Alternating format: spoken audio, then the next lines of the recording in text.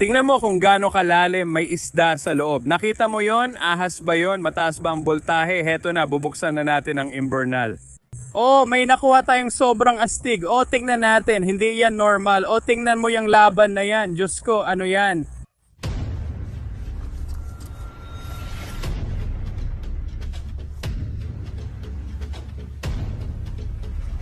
May nakuha tayo.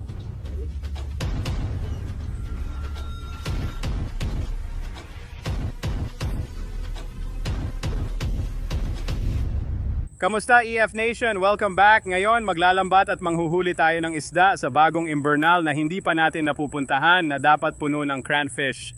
Nakakuha kami ng mensahe mula sa isang subscriber na nagsabing isa ito sa mga paborito niyang spot at marami raw siyang nahuhuling kakaiba at astig na bagay dito. Sinabi niya sa akin kung ano ang mga nahuli niya rito pero hindi pa ako sigurado kung maniniwala ako. Kaya nandito kami ngayong gabi. I-explore namin ito para makita kung anong makukuha natin. Magkaibang Invernal ito. Sabi niya papunta raw ang isa sa maliit na creek. Maraming isda raw doon pero mahilig silang pumasok sa mga Invernal. Lahat daw ng isda gusto ang Invernal. Di ko alam kung bakit. Siguro dahil madilim at mas malamig dito o baka hindi sila nakakain ng malalaking isda. Pero ayan, may isa dito. Pag pumunta ka rito, nakakalat ang gamit namin. Pero ayan, may isa dito. Medyo umangat ang takip at makikita mong may tubig sa loob. Hindi ko alam kung binuksan ito ng subscriber natin at mukhang nailagay niya ito ng pa-sideways pagbalik. Pero mukhang may mga tao talagang nangingisda dito at maganda yon kasi ibig sabihin may dahilan kung bakit sila nangingisda dito. Okay, malamang may mga kakaibang bagay dito. Sabi ko nga, yung mga kwento niya tungkol sa mga nahuli niya dito ay sobrang lupit. Tayo mismo ang titingin ngayon. Marami tayong lambat at fish trap na gagamitin ngayong gabi kaya sobrang excited ako. Mga tol, bagong spot ito. Kung excited kayo, mag-like na sa baba. Alam kong gusto nyo ang sewer fishing videos. Ito ang pinakamabisang paraan para makahuli ng mga isda dito. Kaya tingnan muna natin. Kailangan nating tanggalin ang takip ng mga Invernal. Mukhang mabigat ito, halata naman, parang mabigat talaga siya. Oo, buhatin natin yan pati yung isa pa tapos pwede na tayong mangisda. Sa tingin ko, maglalagay tayo ng fish trap dito magdamag. Alas 8 na ng gabi ngayon at babalik tayo dito bandang alas 4 ng umaga para tingnan ang mga trap. Sana may mahuli tayong kakaibang bagay. Marami tayong magagandang tangke at pond para sa mga nahuli. Kaka-remodel ko lang ng micro aquarium at gusto kong maglagay ng kakaiba at may dating na maliit na hayop. Yun ang inaasahan ko. Meron pa tayong malalaking tangke para sa mga nahuli. Uunahin ko itong isa at susubukan kung kaya ko. Medyo mahirap kasi nakapatong sa maliit na bagay. Ay Diyos ko, grabe. Okay, ang bigat talaga nito mga pare. Hindi ko alam kung magkakarugtong sila. Sa tingin ko magkaibang maliit na parang creek ang pinagkakabitan nila kasi parang hindi sila papunta sa iisang direksyon. Sige, subukan natin. Kailangan gamitin ang likod nyo mga pare. Buhatin nyo gamit ang likod nyo. Ayan na, oo grabe. Tingnan nyo kung gaano kalalim yan. Diyos ko, ang lalim pala niyan sa loob. Sobrang astig nito. Hindi ko pa masabi kung gaano kalalim ang tubig. Sige, tatanggalin na natin ang takip. Heto na. Madali lang pala. Ngayon, iniisip ko na lang paano ibabalik ang takip. Bahala na pag kailangan ng ibalik. Tinitingnan ko kung may makikita. Ang weird talaga. May nakikita akong mga isda sa ilalim, pero hindi ko masabi kasi ang dilim ng tubig, hindi ko makita kung gaano kalalim. Kukunin ko yung mahaba kong lambat, nagdala ako ng lambat na may sobrang habang hawakan. Para talaga sa ganitong dahilan. Hindi ko maaabot yan sa ilalim, hindi naman ganun kahaba ang mga braso ko. Sige, mukhang ito lang ang paraan, ito at fish trap. Kukuha tayo ng malaking lambat at ilalagay sa ilalim. Magsasalok na ako pero di ako sigurado kung nasaan ang butas. Wow, ay mas malalim pala. Kita ko na may malaking tubo pala dyan. Uy, tingnan mo, nakahuli ako ng maliit na ghost shrimp, ang astig. Bigyan mo ako ng pula, mas gusto ko ito. Ang ganda mga tol, may buhay sa ilalim, magandang senyales at pupunta tayo sa Invernal na ito. Gusto kong iangat ang rehas dito para makita kung ano itsura nito kasi may tubig sa loob. Hindi ko alam kung paano ito gagawin, mukhang mahirap. Kita mo ba dyan? Oo, ang daming tubig at malalim din. Uy, may isda pa sa loob. Ang astig ng itsura. Paano ko ito mabubuksan? Sige, hayaan na lang natin. Pwede na siguro ito. Manatili kang bukas. Susubukan kong ilubog ang lambat at tingnan kung may mahuhuli ako. Kailangan nating subukan ng lalim. Ayos, yan ang pinaka-importanting bagay. Titingnan natin kung gaano kalalim sa loob niyan. Wow, ay grabe, ang lalim talaga. Ay pare, may malaki. May tinamaan akong sobrang laki sa loob. Nabangga ko talaga ang laki nun. Sige. Ano yon? Isa yon sa mga Demogorgon. Tingnan mo yung nilalang, ang cute niya, parang kalahating palaka at butete. Hayaan na lang natin siyang bumalik sa Invernal. Tara na. Tara na baby. Wow, ano yon? Jewel cichlid. Ang astig nun. Ang ganda pa ng kulay niya. Ang gandang jewel cichlid. Oh, may maliit pang molly. Sige mga tol, tingnan nyo muna to. Isda sa bagong Invernal, jewel cichlid at molly. Hindi natin sila itatago, normal lang sila kaya ibabalik natin. Sabihin sa mas kakaibang kaibigan mo na pumasok sa lambat natin. Magandang senyales yan mga tol, ang dami ng buhay dito. Tuloy lang tayo, tingnan pa natin kung ano pa ang makukuha natin dito. Grabe, ang daming bagay sa ilalim. Diyos ko, ano yon? May nakita akong gumagalaw dito. Tara na, ay nako, ano yan? Ano ba yan? Akala ko tilapia, pero hindi yan tilapia. Tingnan nyo yung mga palikpik niya at yung guhit sa katawan niya, hindi normal yan. Uy, bago to. Hindi pa ako nakahuli ng ganito dati, hindi ko pa nga alam ang tawag dito. Maglalagay tayo ng tubig sa timba at ilalagay natin sila doon. Mga pare, ito ang una nating astig na isda. Hindi ko alam kung ano ito.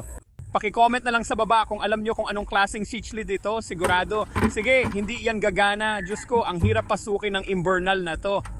Boom! Ayan na ang timba para sa mga nahuli, ang ganda ng isda. Tingnan nyo, pumapasok siya. Nakaka-excite. Ngayon, alam ko na hindi lang gawa-gawa ng subscriber to. May astig talaga dito. Sobrang excited ako ngayon. Gaya ng sinabi ko, hindi ko muna sasabihin kung ano ang nahuli niya, pero grabe talaga. Tuloy lang, tingnan pa natin kung ano pang makikita. Tara na. Oh, maraming bagay sa ilalim na magandang taguan ng isda tulad ng putik. Tingnan nyo. Ngayon, anong gagawin natin mga tol? Nagpapalibot-libot lang tayo gamit ang lambat, sinusubukan natin ang mga Invernal na to, pero ang totoong pangingisda ay magsisimula kapag nilagay na natin ang mga fish trap natin. Sige mga tol, ayun, kaka-receive lang natin ng kakaibang mensahe mula sa subscriber. Sinabi natin na nandito tayo, sinabi natin kung ano ang nahuli natin. Sabi niya, hindi pa raw siya nakakahuli ng ganito rito dati. Tinanong ko siya kung anong cichlid yon, pero sabi niya, mali raw ang Invernal na pinuntahan natin at mas malapit daw sa kalsada ang pinangingisdaan niya. Pupunta tayo doon, tignan natin kung mahahanap natin yon tol. Kung hindi ito ang tamang Invernal, ano pa kaya ang tunay? Tignan natin kung mahahanap natin. Grabe, di ako makapaniwala. Tingnan mo kung gaano sila kalalaki. Paano niya nahuhuli yon? Hindi ako makapaniwala. Dalawa sila, may isa dito. Ito ang sinabi niya. Ilapit mo ang mikropono. Naririnig ko ang tubig. May tubig sa loob. Doon nangingisda si kuya pero may kandado. Marami pa ron, pati sa kabila may kandado rin. High voltage inside. Huwag buksan. Sana hindi tayo makuryente. Heto na mga pare, bubuksan na natin ang Invernal. Hindi ko kaya. Oo, nakakandado. Wala akong naririnig na tubig dito. Ang weird. Dito na lang ako sa maliit kong pambatang Invernal. Ngayon lang ako nakakita ng ganitong klase ng Invernal. Kung gusto nyong bumalik ako at mangisda dito, di ko alam paano kasi nakakandado sila. Kung gusto nyong makita, bumaba lang kayo, i-like at mag-comment. Sa ngayon, balik muna tayo at manghuhuli pa. May mga cool na bagay doon. Lahat ng mahuhuli natin, kukunin natin. Uy, may malaking isda. Halika rito, may malaking isda. Bumaba siya nang makita ako. Nakuha ko siya, tingnan mo, malaking plyco. Ang ganda ng plyco na to. Tingnan nyo, asul siya na may orange na palikpik. Kamukha niya yung ganito ko na may presyong $400 ko. Nahuli lang natin sa Invernal. Astig, mga tol. Di ko sure kung special na plyco yan, kakaiba hitsura. Salamat sa pagsali, pare. Kita mo, may malalaking isda rin dito. Ano pa kayang mahuhuli natin? Sige, bigyan mo ako ng isa pa. Narinig mo ba yon? Parang malaking isda, tumalon palabas ng lambat ko. Hindi ako makapaniwala, ang tagal ko nang di nakakahuli ng batang clownfish. Tingnan nyo mga pare, batang clownfish at nightfish yan. Ang cute at ang galing. Sobrang liit pa, sanggol pa talaga. Kakakuha lang namin ng mas malaki sa Invernal pero matagal na akong walang nahuhuling baby. Di ko alam kung bakit, parang di sila nagpaparami. Pero ngayon, may nahuli tayong isa, ang astig nun. Iingatan ko to. Matagal ko nang gustong mag-alaga ng batang clownfish sa big monster predatory fish pond ko. Oh, mga pare, ilalagay na natin sa timba. Boom! Ayan na siya, ang saya panoorin silang lumangoy ang astig. Oh, lumalangoy pa atras, ayos, patunay lang yon. Sigurado akong may astig na isda dito, kahit hindi ito ang Invernal ng subscriber ko. Ayos lang, basta may nahuhuli tayo. Mas gusto ko pa itong Invernal, mas nakakatakot tingnan. Uy, malaking isda, base yan. Maliit na largemouth base yan, pero hindi ito ang gusto natin at hindi rin exotic. At ang corny niya, sige, medyo corny talaga siya. Ayan na siya. Tingnan mo kung gaano kalalim sa loob. Grabe, gusto ko ng all. Ay, corny naman, maliit na bluegill lang. Ano ba tong mga native na to? Bumalik ka na dyan. Gusto ko pa ng isa sa mga may sakit na isda. Tingnan natin. Seryoso ba? Siya na naman ba yun? Sa tingin ko siya na nga ulit. Hindi pa rin siya natuto. Sige na, tara na. Gusto kong malaman kung saan to papunta kasi ang daming isda dito. Oh, isa pa. Oh, isa itong Hopo catfish. Dadalhin din natin itong isda pabalik at ilalagay sa itim na misteryosong balde kasama ng iba. Idadagdag natin siya sa grupo ang astig. Sunod-sunod na tayo ngayon at 10 minuto pa lang tayo dito. Maghuhuli pa tayo ng kaunti gamit ang lambat tapos maglalagay na tayo ng mga bitag para sa isda. May isa tayo para sa bawat imbornal. Tuloy lang tayo, tingnan natin kung ano pa ang mahuhuli natin tapos lalagyan natin ng pain ang mga bitag. Mga bitag para sa isda. Narinig ko rin, ang daming umaahong isda dito, masaya panoorin. Uy, nakita mo ba yon? May malaki talagang bagay dun sa loob. Sige na, bigyan mo ako ng maganda, baby. Oh, ayun na naman, tilapia ulit. Sa tingin ko, ito yung tumatama sa kanya. Ay nako, grabe. Oh, siya na ang bumitaw. Ayos lang, di ka rin naman namin balak kunin dahil di ka astig. Subukan ko na lang maglambat dito sa sulok, di ko pa na-try dito. Sige na, ay nako, Helen, subukan mo dyan. Diyos ko, ahas ba yan o igat? Ano yan, ahas o igat? Pustahan na tayo. Uy, ganon, di talaga gumagalaw? Hindi nga, Diyos ko, tingnan mo yan, rope fish, hindi ako makapaniwala. Mga pare, minsan na akong nakahuli nito, siguro 1 taon na ang nakalipas. Nakakuha na ako ng ganito dati at yun lang ang nag-iisa kong huli. Ngayon, may nakuha ulit tayo. Sige pare, ilagay sa timba. Ang astig nila parang kombinasyon ng ahas at isda. Kapag tinignan mo sila sa likod, parang orange ang kulay, ang astig. Hindi ko pa alam saan natin siya ilalagay pero idadagdag ko siya mamaya sa video. Ang cute niya. Sige pare, 1, 2, 3, 4. Pwede nang magtago gamit lang ang lambat. Ilalagay natin ang mga bitag sa isda, lalagyan ng pain at iiwan buong gabi. Sana habang nabababad sa kanal, maglagay tayo ng pagkain ng pusa. Maaamoy nilang lahat to kahit mula pa sa ibaba ng creek kung saan sila nanggagaling. At oo, maganda na agad ang simula natin. Kaya ilagay na natin ang mga bitag na to. Sige mga pare, tingnan nyo to. Ito ang isang bitag at ito naman ang isa pa. Luma pero maaasahan. Gustong gusto ko ang bitag. Ito ang una, kaya magte-test tayo. Tingnan natin kung aling imbornal ang pinakamahusay. Pumusta na kayo sa tingin nyo aling imbornal ang may pinakamaraming mahuhuli? Tingin ko ito ang pinaka-epektibo sa imbornal na to. Gagawin na natin. Ayan na. Hindi ka magkakamiss sa maraming pagkain ng pusa sa bitag. Sabi nyo walang makakaamoy at papasok, kaya dapat ilagay natin ng ganyan. Gets ko. May nakikita akong isda doon sa ibaba. Oh, ayan pa isa. Tingnan nyo yung maliit na molly. Oh, nakita nyo ba yung isda? May palaka rin. Sige mga tol, wala tayong mapagtalian ng bitag kaya ihuhulog na lang natin dito. Sana makuha pa natin mamaya. Nakikita mo yung tali? Oh, nakikita ko. Ayos, mukhang okay na tayo. May natira pa tayong cat food. Ang daming cat food. Sobra-sobra na tayo pero gaya ng sabi ko, hindi ka magkakamali sa sobrang cat food. Sige, tingin ko ayos na yan. Tignan mo lahat ng cat food dyan. Ayos, ang lakas ng amoy niyan. Dahan-dahan lang natin ibaba tapos ayos na. Sige, itali na natin ang lubid sa ilalim ng takip ng imbernal. Iiwanan natin ang bitag magdamag at babalikan bukas ng umaga para tingnan ang huli. Dadali natin lahat sa bahay ko at ilalagay sa aquarium pond. Mga tol, mag-like na kayo ngayon para swerte. Magkita-kita tayo doon. Ayos mga tol, balik na naman kami sa Imbernal para sa inyo. Parang saglit lang para sa amin pero 5 oras na ang lumipas. Matagal ko na rin gustong bumalik pero gusto ko pa silang magtagal dito. Bago kasi ang lugar na to at sinusubukan nating swertehin. Marami tayong cat food sa loob at gusto kong makahuli ng marami. Kaya nandito tayo at nakuha natin ang isa sa Imbernal. Tingnan mo, may gumagalaw sa tubig. Magandang senyales yan. Kita ko rin ang maliliit na isda na lumalangoy malapit sa bitag. Hindi lahat ng isda alam kung paano umiwas sa bitag. Kaya pagkatapos kunin ang bitag at isda, baka ilubog ko ulit ang lambat ko doon para tingnan kung may mahuli pa ako. Malamang marami akong mahuhuling isda gamit ang cat food. Kaya 4 ang nakuha natin. Oras na para hilahin ang mga bitag at tingnan ang huli. Heto na, nararamdaman ko na. Ayan na ang bitag mga pare. Sige, kaya ko namang kunin yon. Ay, nakuha ko na pala. Halos makatakas na. Narinig mo ba yon? May malaking isda akong narinig. Oh, may nakuha tayo. Ang dami kong naririnig. Tingnan mo mga isda na nahuli natin. Ang dami. Tara na mga pare, ano kaya ang mga ito? Hindi, seryoso. Hindi ko talaga alam kung ano itsura ng isdang yan. Ang astig niya na. Sige pare, umepekto talaga yung pagkain ng pusa. Ayos. May mga bluegill tayo. Ibabalik lang natin sila sa Imbernal para sa dambuhalang Hoplo catfish. Grabe, tingnan mo yung laki niyan. Sige, ibabalik ka na sa tangke ni Molly. Ay, teka lang, nahuli na naman natin yung maliit na palaka. Tingnan nyo to. Hindi ko kailangan, hindi ko pa to nakita sa buong buhay ko. Ang kakaiba ng itsura niyan. Tingnan mo yung mga guhit niyan. Sige, mga pare, kailangan ko tulong nyo para makilala to. Sa timba na siya, siguradong iuwi ko to. Isa pang dambuhalang bluegill. Tingnan mo yung laki niyan. Hindi. Helen, ay grabe, ano ba ito? Siguradong Geophagus yan. 100% na klase ng Geophagus. Kita ko sa hugis, kakaiba talaga ang itsura nila. Medyo maputla ang kulay ha, medyo pangit. Ang astig, grabe, Diyos ko, tingnan mo to. Ano ba ito? Dalawa sila? Ay, dalawa nga. Crabensis yata yan. Nahuli ko na rin to dati, madalas na nitong mga nakaraan. Sabi nyo, crebensis ang tawag dito pero iba sila sa dati kong nahuli. Ang kukulay nila may pula, may pink. May tuldok sa buntot sila, asul, mataba ang isa at mahaba ang isa, parang lalaki at babae. Lalagyan natin ng aerator para sa kanila. Ginawa na rin namin ito sa mga dati naming nahuli kaya dito lang nating ilalagay para siguradong mabubuhay sila. Oh, wala na akong nakitang isda, puro lalaki na lang. Kaya ngayon, ilulubog na natin yan sa Invernal. Pagkatapos ng fish trap, sana marami na itong mahuli. Grabe, Diyos ko, ano to? Grabe, hindi normal yan. Tignan mo to.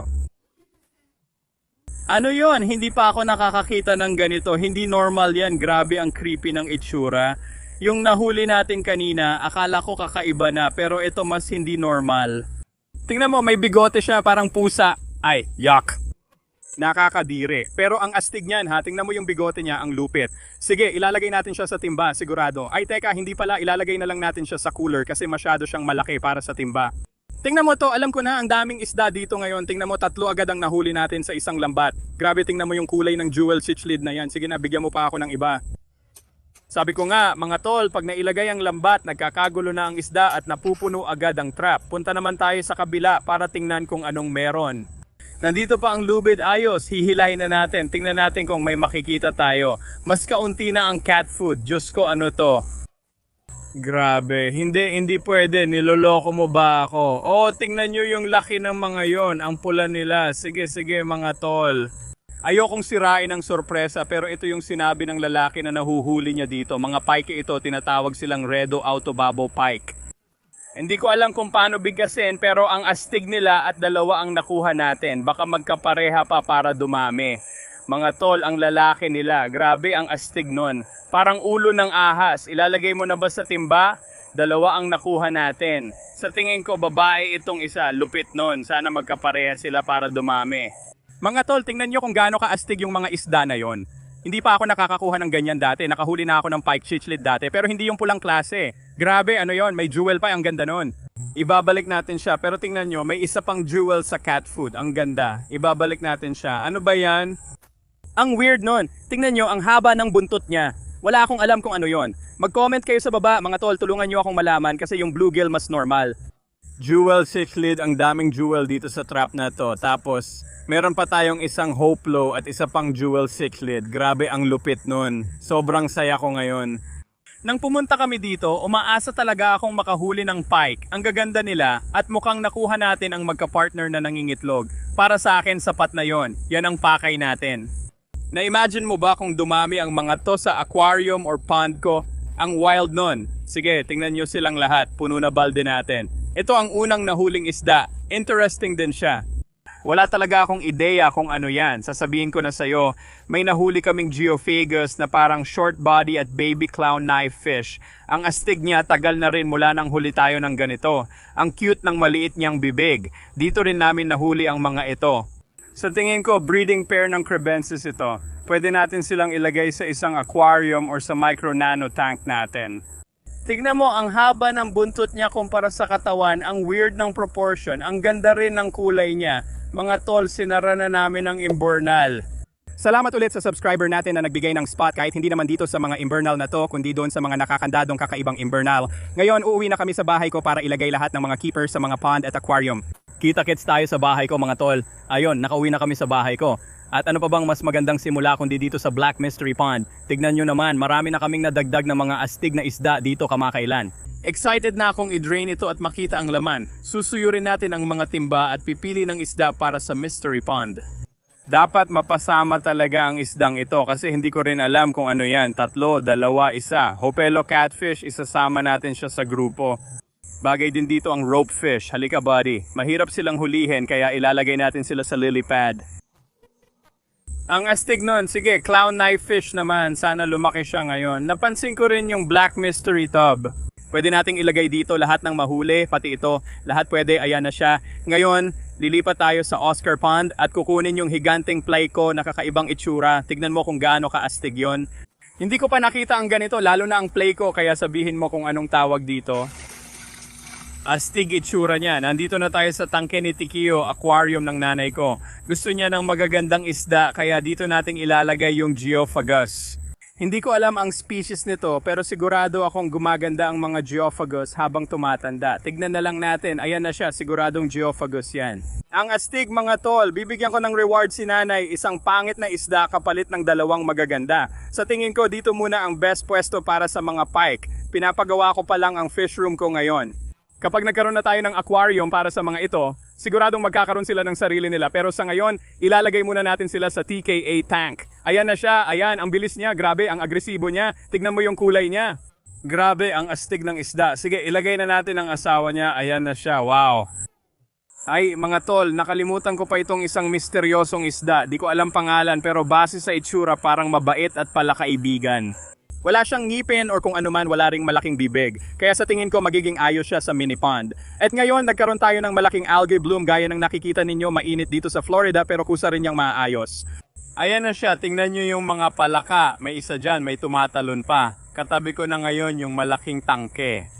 Matagal ko na kayong tinutokso at kakabili ko lang online ng 13 talampakang agresibong isda. Lalabas ang video niyan sa susunod pero hindi ko pa pwedeng ipakita. Kailangan ko munang itago kahit gusto ko nang ipakita. Ngayon, ilalagay na natin dito ang mga crebensis. Heto na yung una. Grabe, tingnan mo yan. Ang astig talaga niyan. Sa tingin ko, yun ang babae, eto na yung lalaki. Maiisip mo ba kapag naging komportable na sila dito? Grabe mga tol, ang lupit nun. Ang dami nating nahuling kakaibang isda na ngayon lang natin nahuli dito sa bagong seaware. Kung gusto nyong bumalik kami at gumawa ng part 2 doon, sabihin nyo lang. Kung nagustuhan nyo ang video, paki-like at mag-subscribe. Kita-kits sa susunod. Paalam!